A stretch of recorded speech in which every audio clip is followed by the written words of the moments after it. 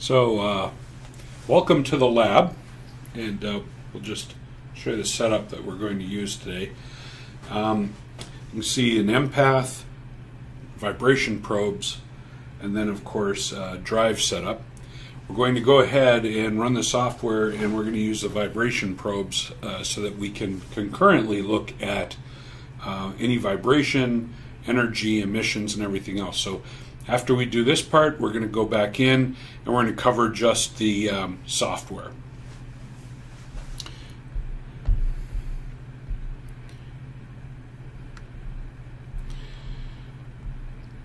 So first we want to set up the nameplate, and that is going to be a little induction motor. You'll notice no load coupled.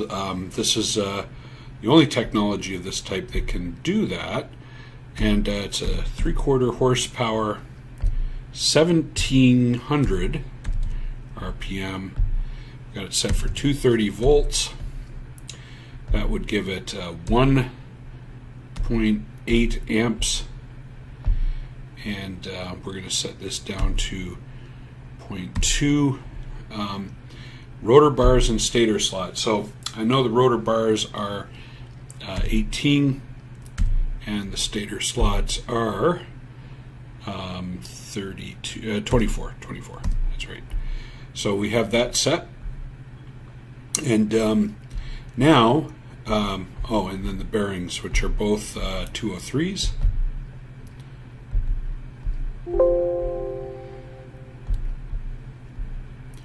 So we'll go ahead and in the database we set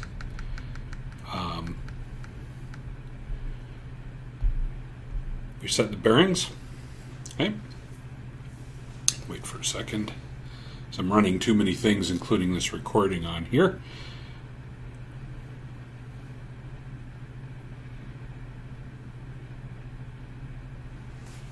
Okay, so it will be 6204 and a 6203.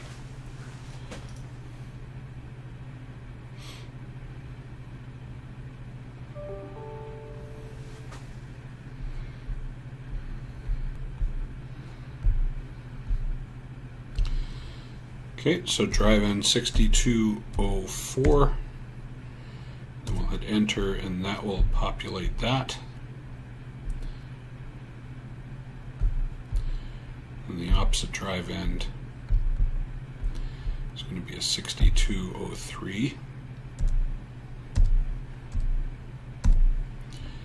Hit enter, and there we go. We're all set. So another thing I want to do is have it detect earlier for the bearings. So we're going to go ahead and change a setting I have here, because I was just doing some transformer testing, and we're going to let it identify anything that might be a bearing. So that's set. And then lastly, we need to set our transducers for the vibration component. So channels 1, 3, and 5 are my current. Those are 10 millivolt per amp CTs. Down there, 7. This we're going to set up, and this is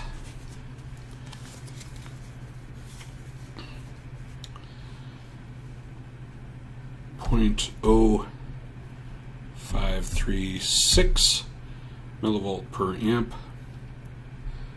Okay, and this gets changed. This is in big G, little s. Okay, and then this one we're going to set up as oh, do I have those? I have those backwards. This one is 0.04546. And this is in big G, little s. Again, let's go back here and correct that. This should be here, 0.0554. And this should be 1. Okay. So we will go ahead here and click OK. And now that should allow us to be able to collect data. So I'm going to just show this on here so you can see that there's nothing present right now. It's showing a 0. I'm not looking at, but I could, I'm not looking at the vibration. So let's go ahead and we're going to open up those two channels. Whoops.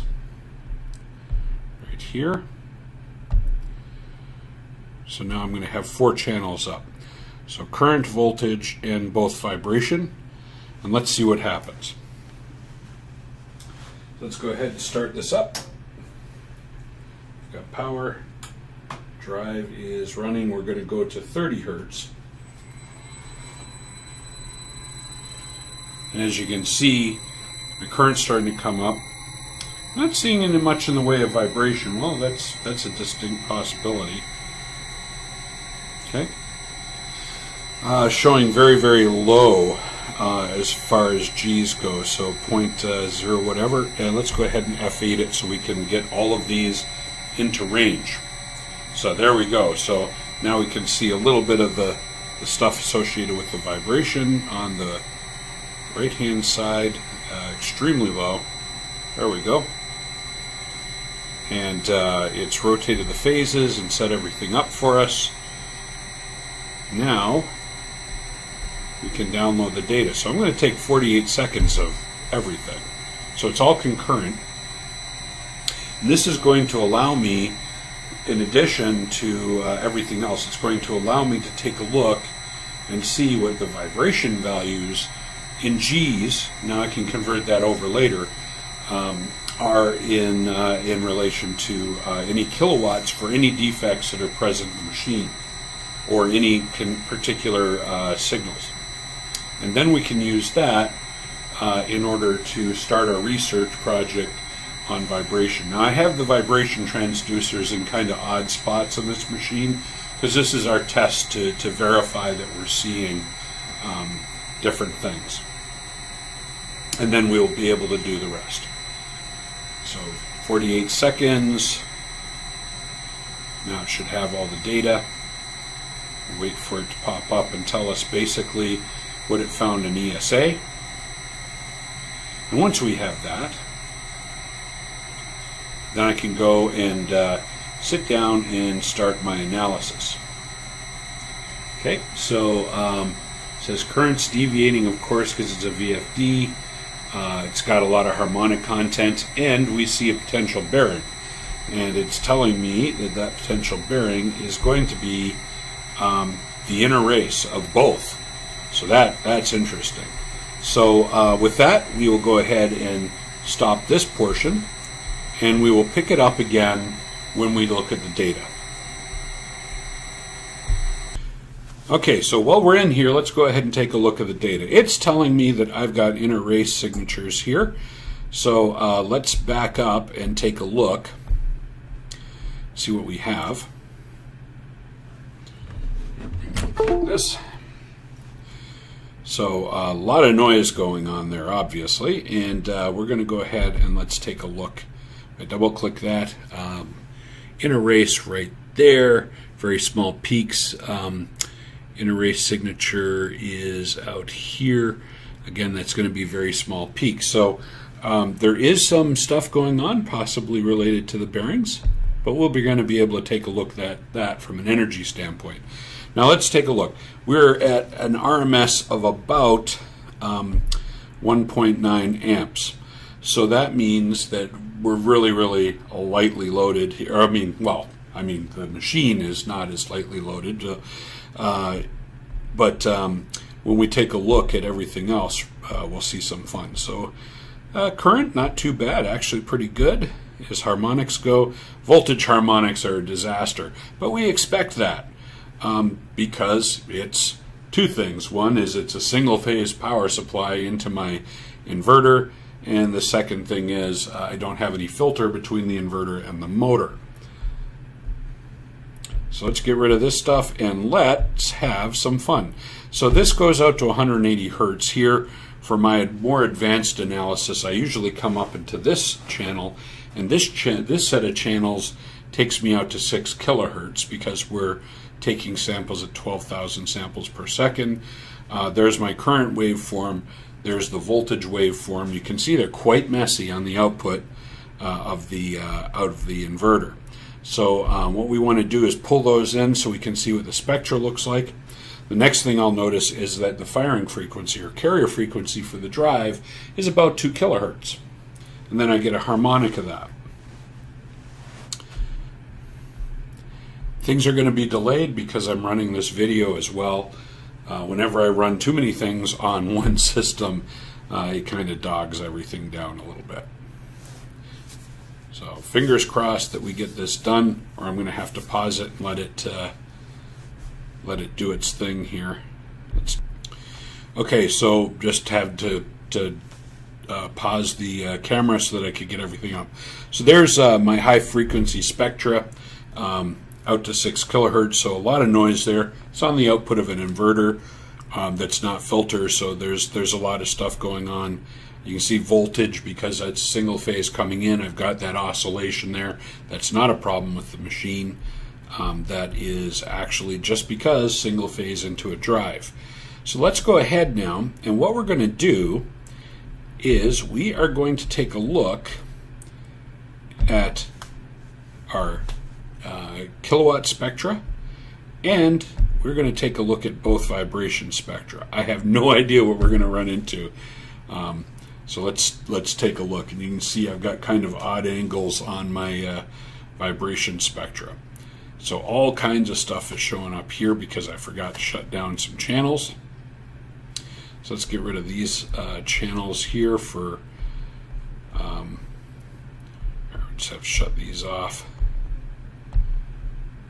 And this will give me 3. It's going to give me, it's supposed to give me kilowatts on top. Let's make sure I have the right ones. Channel 11, 7, and 8. Okay, you can see 1. This is the power spectrum. So this is my kilowatts. Now the good news when we start doing comparisons is kilowatts is going to be 1 time now versus peak pairs. So we're going to be taking a look at that, and it's going to be more of a comparison. But we do have to switch over to a linear spectrum so that we can see amplitude in G's for both channels, and we can see our kilowatts. So this is now in G's, and you can see these values are incredibly low. So we will let's get the power harmonics out of the way, and let's take a look at that bearing stuff. So it's claiming that bearings are down here, so we'll zoom in down here. And remember, we're at 0.08 amps. So, oh, look at that ball spin spectra, which apparently is close to my, oh, there's my running speed, so that's twice running speed, 1 time running speed, so some type of something going on there. There's my cage interrace.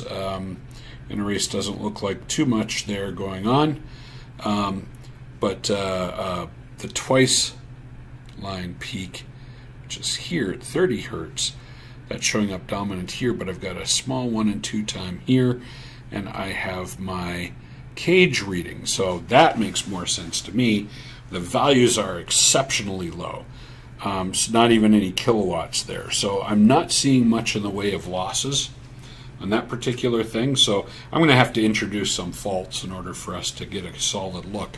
But you can see that the peaks are matching, a lot of peaks are matching between my vibration spectra in acceleration and my power spectrum. Now what I will want to do with this is, in addition to everything else, I am going to go ahead and do some conversions later so I can take a look at inches per second and so on.